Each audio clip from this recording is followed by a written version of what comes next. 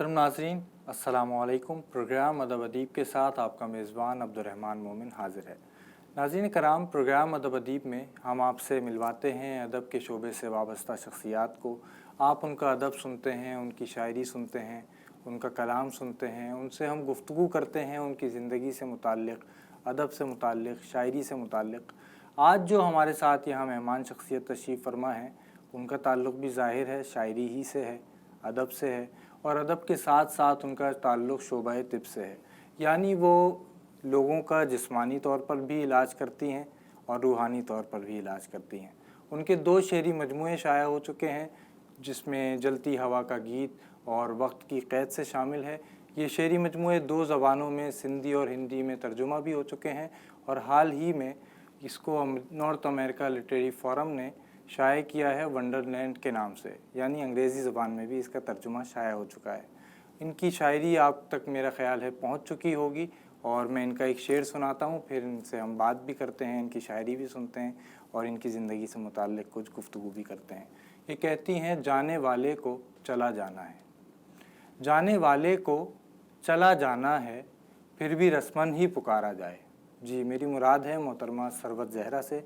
हम उन्हें प्रोग्राम में खुशामदीद कहते हैं। अस्सलाम वालेकुम। वालेकुम सलाम। बहुत शुक्रिया, बहुत नवाजिश कि आपने याद किया। आपका शुक्रिया कि आप तशरीफ़ लाईं। गुफ्तगू का आगाज़ करते हैं बचपन से। बचपन कैसा गुज़रा, यानी लोग जानना चाहते हैं शायर का बचपन कैसा होता है। क्या वो शुरू ही में ऐसे शेर कहने लग जाता है, या संजीदा हो जाता है, सोचता है और उसका फिर इजहार भी करता है, या बचपन आम बच्चों की तरह था? ऐसा कुछ मुख्तलिफ तो होता है, जो आहिस्ता आहिस्ता वालिदैन और इर्द गिर्द वाले एहसास भी दिलाते हैं और ख़ुद एहसास होता चला जाता है। बनिस्बत दूसरे बच्चों के कम शरारती थी मैं, थोड़ी सी ओबीडियंट भी थी अम्मी के बकौल, और कम शरारतें करती थी। फिर उसके बाद मुझे ये एहसास है कि कुछ चीज़ों पर सोचती ज़्यादा थी।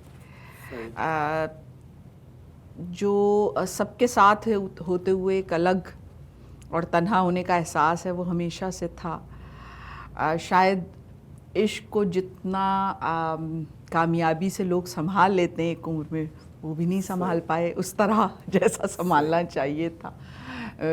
करते भी बेपनाह हैं शायद तख्लीक़कार, और शायद उस तरह संभाल नहीं पाते कि समाजी सतह पे उतने कंपोज रहें। और ये मैं इसे मस्बत भी समझती हूँ, और साथ कुछ लोगों के लिए हो सकता है। मुझे बचपन से मेरे पापा काज़िम अब्बास शायर थे। वो उनका एक ख़ास मरसिए नौहे वग़ैरह, और हमेशा से हमारे घर में तरही मुशायरे होते थे। जब मैं उस उम्र में पहुंची, जब मैं 8 साल की या 7 साल की थी, और चाय वगैरह देने के लिए मैं जाती थी, सब पापा के शोरा बैठे होते थे दोस्त। तो पापा किसी शायर ने कोई मिसरा लगाया या कोई आपस में बहस हो रही है, तो उसमें कहते थे कि ये तो मिसरा, इसका काफ़िया तो सरवत बता देगी। तो वो चाय पिलाने के दौरान भी तरबियत होती रही। फितरत कहीं ना कहीं से कुछ ना कुछ मुझे देती रही, जिसकी मैं शुक्रगुजार हूँ। फिर मेडिसिन के हवाले से भी मैं समझती हूँ कि ज़िंदगी का एक नया दरवा हुआ। सही, मेडिसिन के हवाले से बात करेंगे हम आगे बढ़कर। बचपन की तरफ वापस चलते हैं। आपने बताया कि बचपन में आप नोहे सुनती थीं, और इसके अलावा मरसिए सुनना होता था, फिर उसमें बाज़ औक़ात आप कोई मिसरा भी लगा लेती थीं, जोड़ लेती थीं। तो उस दौरान जब घर में ऐसा माहौल था, आप घर वालों को जब आपने शेर सुनाया पहला, तो वो उनका रद्द अमल क्या था? बहुत खुश हुए। अच्छा। मैं आपको बताऊं, मेरे पापा तो, मैं आपको बता नहीं, क्योंकि पापा खुद शायर थे। आप जब मैं आई 8th 9th और मतलब मैट्रिक में भी जब बाकायदा, तो सुबह अखबार में अगर कोई, जब मैट्रिक में मुझे याद आई तो पापा अखबार सुबह सुबह पढ़ते थे सारा कुछ। तो उसमें कहीं पे भी आया हो ना कि मुबाहिसा है आज, कि सुबह सुबह ही मुझे उठा देंगे, कहेंगे आज है, बैठ के लिखो। अच्छा, कमरा बंद करके मुझे वो मिसरा दे दिया जाए, और मैं उस पर जब 6 शेर लिखूं। तो मुझे याद है, अभी भी मैं उस दिन डायरी देख रही थी। मेरे पापा की अभी थोड़े दिन पहले डेथ हुई है, तो मैं देख रही थी, तो पापा ने पापा के हाथ से पहली मेरी गज़लों पे कहीं सुर्ख निशान लगा हुआ है, कहीं मुझे बताया हुआ है। वो सफ़े मुझे 2-1 मिले। تو پاپا اتنا خوش ہوتے تھے کہ اور پھر اس کے بعد ایک وقت ایسا آیا جب کچھ دن گزرے, وہ میٹرک گزرا, انٹر میں آئی, تو پاپا کہنے لگے کہ تم اب ہم سے زیادہ اچھا لکھتی ہو, تمہیں اب ضرورت نہیں ہے اب. تو مطلب انہوں نے یہ جو ہے نا کہ آپ کو آزاد کر دینا, وہ بھی پھر پاپا نے کیا. آپ نے بتایا کہ پھر آپ طب کے شعبے میں آ گئیں. شاعر کے لیے ایسا محسوس ہوتا ہے کمپوزڈ ہونا, یعنی بہت زیادہ مینیج کرنا چیزوں کو مشکل محسوس ہوتا ہے, اور وہ اس طرح جس طرح طب کی تعلیم جو تقاضا کرتی ہے, جتنی توجہ, جتنا وقت, وہ آپ نے کس طرح مینیج کیا؟ یہ بہت ہی آپ نے ایسا سوال کیا ہے کہ جو میرے دل سے بہت قریب ہے, کیونکہ شروع میں تو واقعی مجھے ایسا لگتا تھا, اور میں امی پاپا سے تو آپ لاڈ میں کہتے بھی ہیں نا, کیونکہ کہ بھئی آپ نے مجھے ڈاکٹر بنا دیا, مجھے تو پی ایچ ڈی کرنا تھا, مجھے تو یہ کرنا تھا, مجھے لٹریچر میں یہ کرنا تھا. لیکن پھر اس کے بعد وقت کے ساتھ احساس ہوا مجھے کہ دیکھیے میں کتنی خوش قسمت ہوں کہ مجھے زندگی چاہیے نا تجربے کے لیے. مجھے اصل میں افراد کا اور انسانوں کا احساس چاہیے نا, جو یقیناً ہم سب تخلیق کاروں کو, آپ خود بھی اتنے اچھے لکھنے والے ہیں, آپ جانتے ہیں کہ وہ تجربہ جو زندگی کا تجربہ ہوتا ہے وہ آپ کو ارد گرد سے ہی ملتا ہے. آپ ہیومن بینگ کے حیثیت میں ایک خاص حد تک اپنا تجربہ اپنے وقت کے دائروں میں رہ کے کرتے ہیں, اور پھر جب میں لکھنے بیٹھتی ہوں تو وہ کہیں نہ کہیں ایک دم سے روشنی کی طرح, جھپاکے کی طرح میرے پاس آ جاتا ہے, اور کسی کیفیت میں وہ نکل کے آ جاتا ہے جو مجھے بھی پتہ نہیں ہوتا. جب میں اسے دیکھتی ہوں بعد میں تو میں کہتی ہوں یہ اس وقت کا تجربہ تھا جو آج میرا حصہ بن گیا. تو میں خوش قسمت بھی ہوں, میں اس لحاظ سے سمجھتی ہوں کہ مجھے ایک اور زندگی کی سمت کے ذریعے وہ ذائقے میری رنگ میں شامل ہوتے ہیں. شاعر حساس ہوتا ہے, اور ویسے یہ گفتگو ادبی ہے, یہ ایمرجنسی روم میں جانی نہیں چاہیے. وہاں پہ واقعات ایسے بھی ہوتے ہیں کہ لوگ آتے ہیں, ان کے پیارے زندگی اور موت کی کشمکش سے گزر رہے ہوتے ہیں, ان مرحلوں میں ان کو سمجھانا, ان کو بتانا بہت مشکل ہوتا ہے. تو آپ کا کیا اس میں رد عمل یا رویہ ہوتا ہے؟ یہ بات بھی بڑی آپ نے بہت دلچسپ بات یہ ہے کہ جب میں چھوٹی تھی تو میں اتنی, مطلب سب یہی کہتے تھے, اور میں تھی بھی ایسی, آپ کو پتہ ہے سوچنے بچارنے والے بچے تو ماں باپ پہچان جاتے ہیں, اور ارد گرد کے جو پیارے ہوتے ہیں وہ بھی. تو مجھے کہتے تھے یہ تو بہت ڈرپوک ہے, یہ تو بلی سے ڈر جاتی ہے, اس سے ڈر جاتی ہے, کیسے کرے گی. اور ہوا بھی ایسا. جب میں نے پہلی دفعہ ہاؤس جاب شروع کی, مجھے یاد ہے اسی جنا اسپتال میں, جب پہلی دفعہ گائنی وارڈ میں میں کسی آپریشن میں, ہمیں اسسٹنٹ بنا دیا جاتا ہے نا, کھڑا کر دیا جاتا ہے 7 اسٹوڈنٹس کو, تو کھڑا کر دیا گیا. جب پہلی دفعہ کٹ لگا اور وہ کچھ خون دیکھا تو میں وہیں گر کے بے ہوش ہو گئی. مجھے نہیں پتا کہ کیا ہوا, لیکن اس کے بعد میں نے بیٹھ کے اپنے اندر سے یہ فیصلہ کیا کہ اگر سب ایسا ہی کریں گے تو پھر بچائے گا کون ان کو. وہ وقت کے ساتھ ساتھ میری توانائی میں ڈھلتا چلا گیا. مشکل ہوئی, مجھے مشکل ہوئی, بعض اوقات گھر آ کے روئی بھی ہوں, بعض اوقات اس ذہنی اذیت کے ساتھ جی بھی ہوں, بعض اوقات نیندیں بھی نہیں آئی ہیں, بعض اوقات جب تک لکھا نہیں ہے اس تجربے کو اس وقت تک میں اس سے آزاد نہیں ہوئی ہوں. لیکن پھر بھی میں شاید کہوں گی کہ یہ مجھ پر فطرت کی مہربانی تھی, فطرت کہ میں یہ سب کچھ کر سکی اور اس تجربے سے گزر سکی. شاید مجھے ایسا لگتا ہے. ناظرین کرام, ثروت زہرا صاحبہ ہمارے ساتھ موجود ہیں, ان سے گفتگو کا سلسلہ مزید آگے بڑھائیں گے, لیکن یہاں ذرا سا وقفہ آ رہا ہے, وقفے کے بعد ملتے ہیں.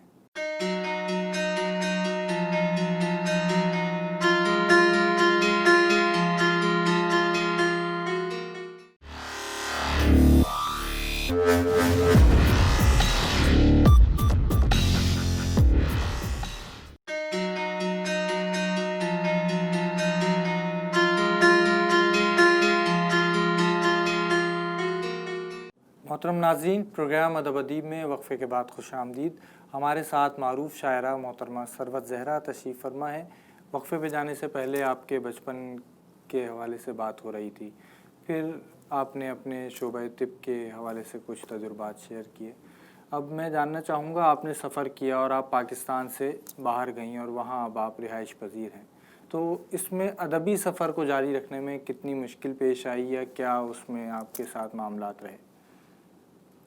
سچ کہوں تو میں جب گئی تو میں بہت شدید تنہائی کا شکار ہو گئی, اور اس کے باوجود کہ وہاں پہ ادبی محفلیں اور مستقل میں ان میں شامل رہی، سفر بھی کیے ملکوں کے، اور میں کہوں گی کہ اردو ادبی دنیا کی خاص مجھ پہ مہربانی رہی، ہندوستان، پاکستان اور گلف کے بھی سارے ملکوں میں مستقل میں مشاعروں میں شریک ہوتی رہی۔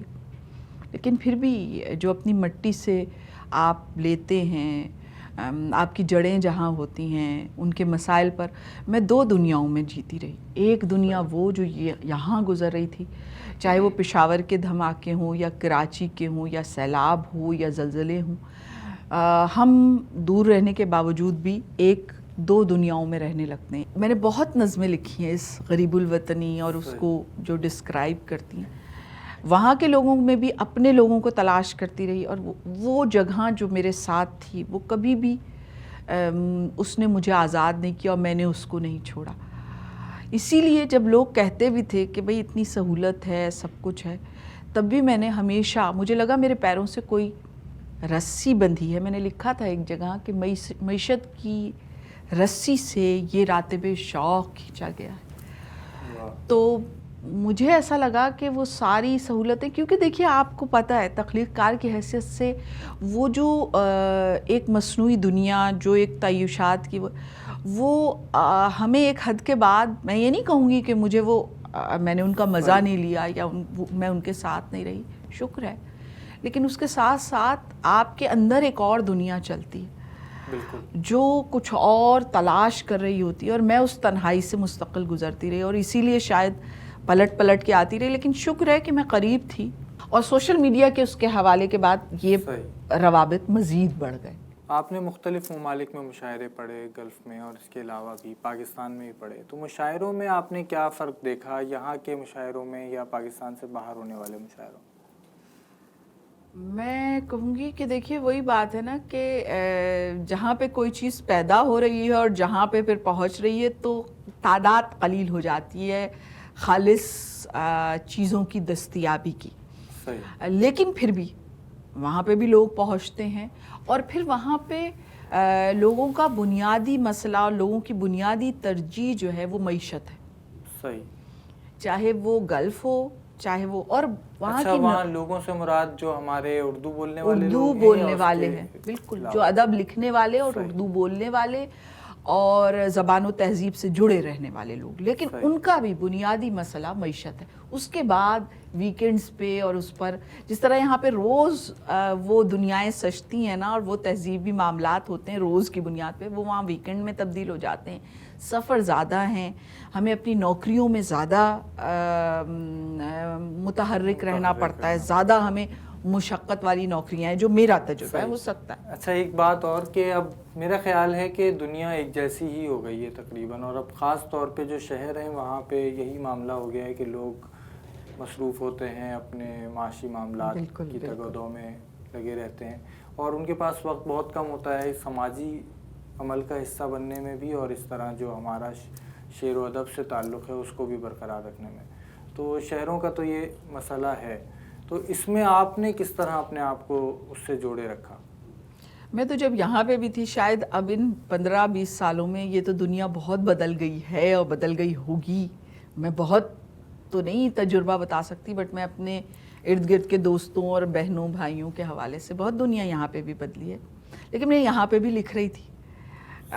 میں نے شہر کا روزنامچہ جو میری نظم ہے، وہ اگر آپ کہ مطلب وہ تجربہ تو اس کاسموپولیٹن سٹی کا مجھ پہ یہاں پہ بھی گزر رہا تھا، تو میں اگر آپ چاہیں تو میں وہ نظم ضرور سنائیے۔ ہاں، میں اور ان دنوں تو کراچی شہر کے اور یہ کراچی شہر میں ہوتے ہوئے میں نے لکھی تھی، تو یہ نظم میری شہر کا روزنامچہ، کیونکہ کم پڑھی جاتی ہیں یہ نظمیں۔ آج بھی حسب معمول معنی حمل گودلیوں کا اسٹاک ادویات فروش نے دھوپ نکلنے سے پہلے ختم کر لیا تھا۔ آج بھی حسب معمول معنی حمل گولیوں کا اسٹاک ادویات فروش نے دھوپ نکلنے سے پہلے ختم کر لیا تھا، مگر سڑک کوٹنے والی حاملہ کو اپنا بوجھ اتارنے کے لیے کسی کی مدد کی ضرورت نہیں پڑی۔ مگر سڑک کوٹنے والی حاملہ کو اپنا بوجھ اتارنے کے لیے کسی کی مدد کی ضرورت نہیں پڑی۔ فلیٹ کی جالیوں سے جھانکتے ہوئے وجود آج پھر درخت سے لٹکتے ہوئے بندروں کی طرح لگ رہے تھے۔ फ्लैट की जालियों से झांकते हुए वजूद आज फिर दरख्त से लटकते हुए बंदरों की तरह लग रहे थे और आज फिर इंडिकेटर की बत्तियां खुली रखने के बावजूद गाड़ियां सही मोड़ नहीं काट सकी। नतीजतन हार्न सारी दोपहर चीखते चिंघाड़ते रहे। हेलमेटों और गाड़ियों के बंद शीशों के पीछे से राहगीर औरतों की जुम्बिशों से लुत्फानंदोज होती हुई एक आंख अपना जिस्म तोड़कर फरार ही हो रही थी कि गाड़ियों के पहियों तले आके कुचली गई। ट्रैफिक सिग्नल पे अंधे फकीर की एक्टिंग आज भी जानदार नहीं लग रही थी। ट्रैफिक सिग्नल पे अंधे फकीर की एक्टिंग आज भी जानदार नहीं लग रही थी और थकी मांदी हवा रात के इस पहर रोज नामचा तहरीर करने के बाद शहर भर का इंजाल धोने के लिए गुस्ल करने के लिए जा रही थी, मगर थकन ने उसका इरादा मुलतवी कर दिया है और अब वो एयर फ्रेशनर लगा के नए और ताज़ा दिन का इंतज़ार कर रही है। और अब वो एयर फ्रेशनर लगा के नए और ताज़ा दिन का इंतज़ार कर रही है। तो ये शहर की सूरत हाल उस वक्त भी थी जब मैं कराची से गई थी, और अब भी उस शहर की भी मैंने ट्रैफिक ब्लॉक और उस शहर को भी लिखा है मैंने, और मुस्तकिल लिखा है और लिख रही हूँ, क्योंकि वो तजुर्बा तो हमारे साथ रहता है। सही। आपने ये भी जो हमें नज़्म सुनाई, ये नसरी नज़्म है। आपने शेर कहने का आगाज़ यकीनन गज़ल से किया और फिर आप पाबंद नज़्म भी आपने कही। नसरी नज़्म की तरफ आप कब आईं, कैसे आईं और क्यों आईं? आपको क्यों ज़रूरत महसूस हुई कि आप मीटर से निकलकर आज़ाद होकर कोई बात करें? मुझे देखिए, मैंने कभी भी अपने आप को रोका नहीं, ये मैं बताऊं। मैंने गीत भी लिखे हैं जो शायद कभी किसी तक पहुँचे भी नहीं। मैंने गीत भी लिखे हैं, गज़लें भी लिखी हैं और नज़्म भी लिखी है, पाबंद भी लिखी है और नसरी नज़्म भी लिखी है। मुझे लगता है ख़याल अपना फॉर्म लेके ख़ुद आता है तख्लीक़कार के पास, और ये हमारा जो सेल्फ सेंसरशिप है ना, वो या हमारी तरजीहात या हमारा, लेकिन मुझे ज़ाती तौर पे, और मैं किसी भी जहद को जो आइंदा आने वाली है उनको भी मैं कम नहीं समझती, और जो पिछली हैं उनको भी मैं अपना हिस्सा समझती हूँ, और सारे तख्लीक़ी मंजरनामे का हिस्सा समझती हूँ। और मैं समझती हूँ ये तख्लीक़कार का और उसके लाशऊर का हक़ है कि वो किस फॉर्म को चुनता है, किस वक्त में। और मुझे लगता है कि मेरी ज़ात या मेरा ख़याल ज़्यादा सहूलत महसूस करता है कि वो नसरी नज़्म में अपना इजहार कर सके। हमें उस वक्त उसको आज़ाद रखना चाहिए। मुझे अपनी ज़ात, आप नसरी नज़्म को यानी शायरी की एक सिन्फ समझती हैं और आप उस पर मतलब उसको बेशक बेशक बेशक इस पर तो मैं कोई बहस ही नहीं है कि दुनिया भर ने हमारे पास तो शायद बाद में आई मगरिब ने। देखिए, हर दौर के और हर उसके एक तकाज़े होते हैं, और मुझे लगता है कि नसरी नज़्म इस सारे मंजरनामे को, इस जदीद मसाइल के अंबार को, हर दुनिया अपने साथ एक मसाइल और ज़िंदगी का पैटर्न लाती है, उसको लगता है मुझे कि साथ रखने की और अपने अंदर समोने की जो सलाहियत है वो मेरे लिए नसरी नज़्म में ज़्यादा। मैं नहीं कहूँगी, हो सकता है गज़ल का शायर, आज भी ऐसे शायर हैं जो गज़ल में और गीत में बहुत अच्छी तरह, और वो उनका हक़ है। सही। लेकिन मेरे लिए ज़ाती तौर पे नसरी नज़्म ऐसी है कि जो इस सारे इस्तिआरों को, इस सारे मंजरनामे को, इस सारे मसाइल को अपने अंदर समेट कर सकती है। नाज़रीन कराम, सरवत ज़हरा साहिबा हमारे साथ मौजूद हैं और ये नसरी नज़्म को इजहार की मौजू तरीन सिन्फ समझती हैं। इनसे हम गज़ल सुनेंगे वक्फे के बाद। आप हमारे साथ रहिए।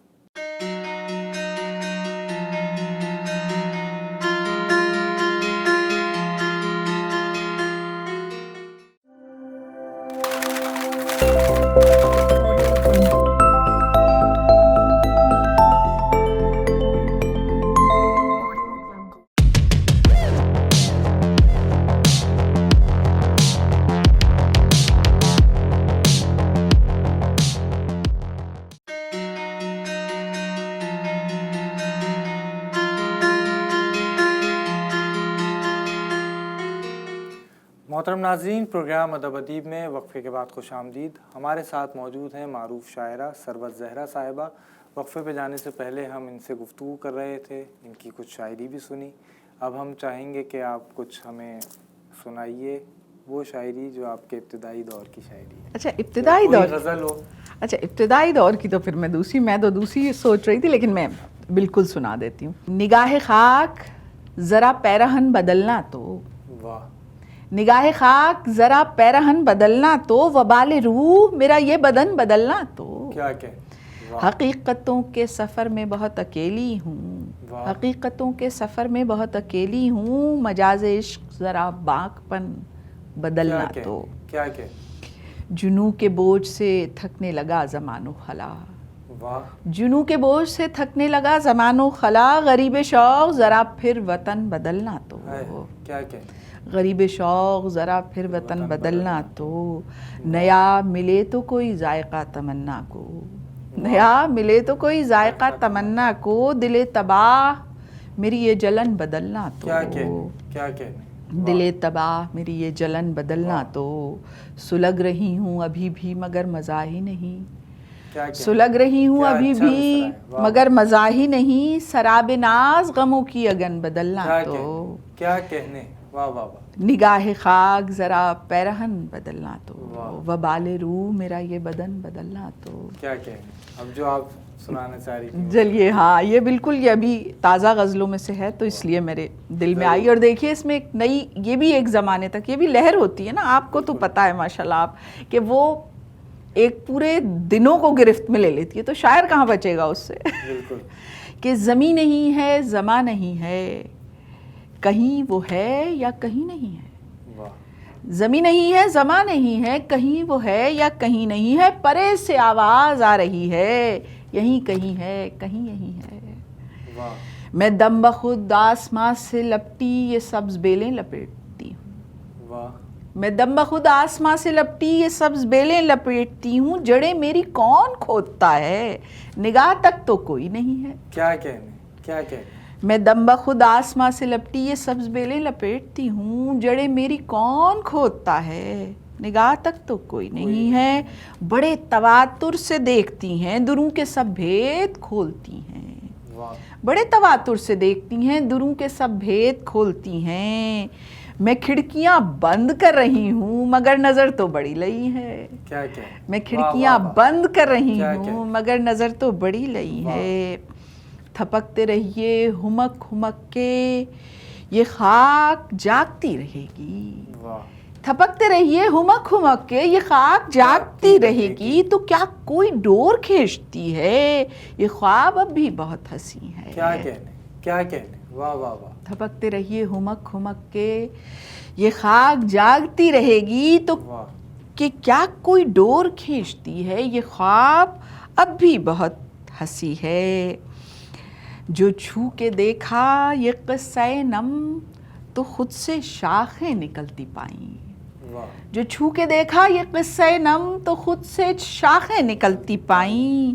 میں فصل چھاٹتی جا رہی ہوں مگر یہ زرخیز سرزمیں ہے, میں فصل چھاٹتی جا رہی ہوں مگر یہ زرخیز سرزمیں ہے. اور آخری شعر اس غزل کا کہ مہک رہا ہے جمال خوباں, سلگ رہا ہے یہ نقش پہ, مہک رہا ہے جمال خوباں, سلگ رہا ہے یہ نقش پہ ہم, سفر ختم ہونا چاہتا ہے تلاش سجدہ کوئی جبھی ہے.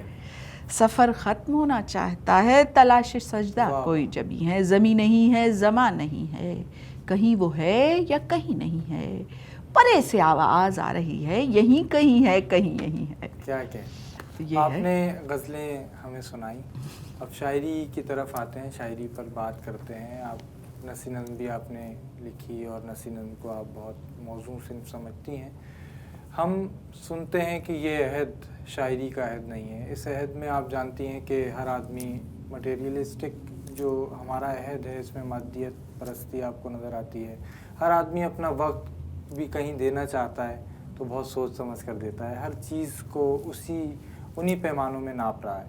تو ایسے میں شاعری کہا جا رہا ہے مسائل نہیں بیان کر سکتی, تو نثر کو لوگ سمجھتے ہیں کہ وہ موضوع ہے. اس حوالے سے کیا آپ نے نثر میں کام کیا؟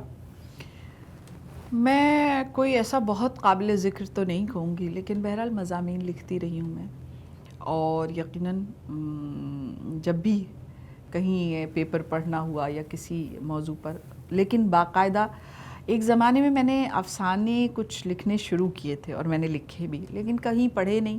اور پھر وہ یہ بھی ہو جاتا ہے آپ کبھی کبھی جیسے ریشم کا کیڑا اپنے اس میں جال میں گرفتار ہو جاتا ہے، ہم تخلیق کار بھی ایک خاص صنف میں، ہم وہ بہادری نہیں دکھا پاتے.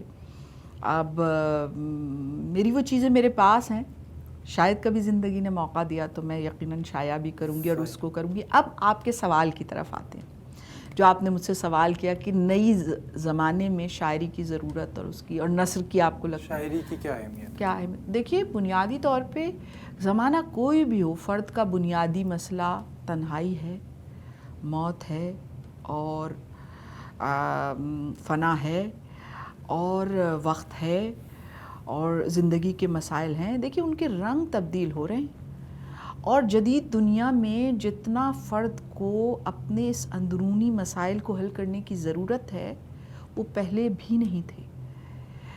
پہلے فرد کا فرد سے کلام اتنا زیادہ تھا. تو یہ تو ہمارے سب کانشیس کی ایک مستقل غذا ہے اور اس کے بغیر انسانی فردی تنہائی بھی اور سماجی تنہائی بھی، سماجی مسائل بھی اور فردی مسائل بھی بڑھیں گے، اور جتنا زیادہ بڑھیں گے اتنا زیادہ ہمیں ان سے نبردآزما ہونے کے لیے بات کرنی پڑے گی. جو پڑھنے والا ہے وہ آپ کہہ رہی ہیں کہ اگر دیکھنے والے میں تبدیل ہو جائے تو بھی کوئی اعتراض نہیں، اور آج ہم دیکھتے ہیں کہ پڑھنے والے پہلے کی نسبت بہت کم ہمیں میسر آ رہے ہیں. کتابیں شائع ہو رہی ہیں لیکن قاری تک نہیں پہنچ رہی ہیں. اب لوگ پڑھنے کے بجائے دیکھنے پر زیادہ توجہ دیتے ہیں یا دیکھنا چاہتے ہیں. آپ کتاب کا یا جو رسائل شائع ہو رہے تھے ان کا کیا مستقبل دیکھتی ہیں اور ان کی اہمیت کیا سمجھتی ہیں آپ؟ دیکھیے ہر نسل اپنی دلچسپی کا سامان اپنی آزادی میں مہیا بھی کرتی ہے اور اس کو برقرار رکھتی ہے. صحیح. ہم چیزوں پہ اصرار تو کر سکتے ہیں لیکن اپنی نسل تک کر سکتے ہیں. میڈیم تبدیل ہو سکتا ہے. دیکھیے میڈیم تبدیل ہو سکتا ہے. میں پھر وہی کہوں گی، ہو سکتا ہے کہ میں پڑھتی تھی کتاب کے تھرو، میرا بیٹا پڑھتا ہے فیس بک اور اپنے دوسرے سوشل میڈیا کے تھرو. میں پہلے کتابیں صرف کاغذ کی صورت میں اور اس خوشبو کے ساتھ جی کے پڑھتی تھی، لیکن جب سے میں باہر گئی تو بہت سی کتابیں میں نے پڑھی جو میرے آفس کے دوران میں اپنے ڈیسک ٹاپ پہ کھولے رکھتی تھی، کہیں ریختہ پہ اور کہیں دوسرے اس پہ. اور میں کیا کرتی تھی اپنے مریضوں کے دیکھنے کے دوران، جب بیچ میں ذرا مریض کم ہوئے تو میں بیٹھ کے میں نے اس کو پڑھنا شروع کر دیا. تو کیا میری پڑھنے کی معاملات میں کوئی فرق پڑا؟ نہیں، ایسا نہیں ہے. بس میرا پڑھنے کا میڈیم تبدیل ہو گیا. لیکن اپنے زمانے اور اپنی زبان کو بچانے کے لیے یقیناً مجھے ایسا لگتا ہے کہ یہ کتابوں پہ بھی بات ہونی چاہیے، رسائل بھی چھپنے چاہیے، کیونکہ ابھی بھی اس ملک میں بہت سی جگہوں پہ انٹرنیٹ نہیں موجود. اب لیکن ٹیلی ویژن دیکھنے والے بہت سے لوگ بڑھ گئے. اب وہ منٹوں کی کہانیاں جو لوگ پڑھتے تھے وہ ڈرامے کی صورت میں دیکھ رہے ہیں. تو اس میں وہ میں تو کہتی ہوں کہ نشہ بڑھتا ہے، شرابیں جو شرابوں میں ملیں. تو مزید میڈیم آف آرٹ جب اس میں اضافہ کرتا ہے تو وہ اس کی خوبصورتی میں بھی اضافہ کر دیتا ہے. ویسے ایک خیال یہ ہے لوگوں کے ذہن میں، یہ بات بھی ہے کہ اگر کوئی تحریر ہے یا کوئی ناول ہے، اگر آپ اسے فلما لیں تو اس میں پھر جو شخص اپنے ناول میں یا کہانی میں اس نے کرداروں کو اپنے ذہن میں جو تراشا ہوتا ہے، سوچا ہوتا ہے ان کے بارے میں، وہ اسکرین پر جب ان کے سامنے آتے ہیں تو ان کی وہ جو سوچنے کی صلاحیت ہے وہ کچھ اس سے متاثر ہوتی ہے، ان کو ضرورت ہی نہیں پیش آتی اور ان کو ایک مجسم کردار دکھا دیا جاتا ہے. بالکل. اس کو آپ کیا سمجھتی ہیں؟ میں تو فلمیں، چاہے وہ جتنے ناولز ہیں اس پر، انگریزی میں بھی جو فلمیں بنی ہیں، آپ کو پتہ ہے ہمارے یہاں تو یہ کم کام ہوا ہے، لیکن انگریزی میں، فرینچ میں جو بھی مہیا ہوتی ہیں میں انہیں مستقل دیکھتی ہوں. اور میں ایک لحاظ سے مجھے کہا جا سکتا ہے کہ فلموں کے بارے میں دھکتی رہی ہوں، کہ مطلب دنیا کی جتنی فلمیں ابھی بھی میرے پاس جب وقت ہوتا ہے تو میں فلمیں دیکھتی ہوں. اور دیکھیے اب کیا ہوتا ہے، اب میرا بیٹا اگر پنک فلوائڈ کا مجھے لکھے ہوئے گانے بتاتا ہے اور سناتا ہے، میں انگریزی میں لٹریچر کی حد پر میں بول سکتی ہوں، پڑھ سکتی ہوں، بٹ میں اس حد تک میری دسترس، لیکن اگر وہ بھی مجھے بتاتا ہے تو مجھے پتہ چلتا ہے کہ اس کا ویژن کیا ہے. بنیادی طور پہ وہ آرٹسٹ کا ویژن ہے. اور آپ نے جو ایک بات کہی کہ اچھا کریٹو معاملہ وہی ہوتا ہے جیسے میں بتا رہی ہوں کہ ایک نے ناول لکھا اور ڈائریکٹر نے اس کو سمجھا, پھر اسکرپٹ رائٹر نے اس کو اپنی نظر سے, لیکن اگر ان کا آپس میں جو کریٹو ملاپ ہے وہ ہو جائے تو یقین کیجئے, میں آپ کو ذکر کر رہی ہوں نا کہ نیٹ فلکس میں میں نے رابندر ناتھ ٹیگور کے ڈراموں کی جو وہ دیکھی, میں حیران ہوئی کہ میں نے پڑھا تھا اس میں ذائقہ, اسی طرح منٹو کے ڈرامے, اسی طرح کرشن چندر کے ڈرامے, لیکن اس کے لیے اس ناول کو سمجھنا اور اس کو اس سطح پر ڈیل کرنا یا اس سطح پر اس کو آگے لے جانا, بعض اوقات ڈائریکٹر اس کو آگے لے جاتا ہے. میں یہ کہہ رہا تھا کہ ہم پڑھتے ہیں غالب کے بارے میں یا میر صاحب کے بارے میں, اب ان کی تصویریں ہم تک کسی نہ کسی صورت پہنچ گئیں, ہو سکتا ہے وہ تصویریں ایسے ہی دکھتے ہوں یا ہو سکتا ہے ایسے نہ دکھتے ہوں, تو بعض اوقات